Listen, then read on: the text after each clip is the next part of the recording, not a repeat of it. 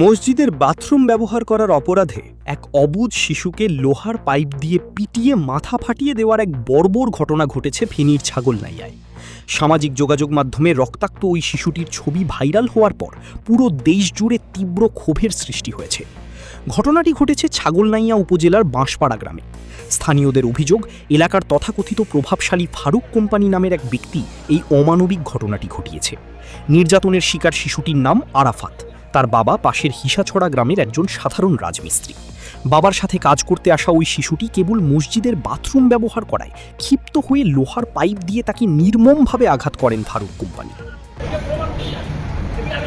সামান্য কারণে একজন দিনমজুরের অবুঝ সন্তানের ওপর এমন বর্বরোচিত হামলায় ক্ষুব্ধ পুরো এলাকাবাসী। সচেতন নাগরিক সমাজ এই নির্মম অত্যাচারের তীব্র প্রতিবাদ জানিয়ে প্রশাসনকে অবিলম্বে অত্যাচারী ফারুক কোম্পানিকে গ্রেপ্তার এবং দৃষ্টান্তমূলক শাস্তির আওতায় আনার জোর দাবি জানিয়েছে।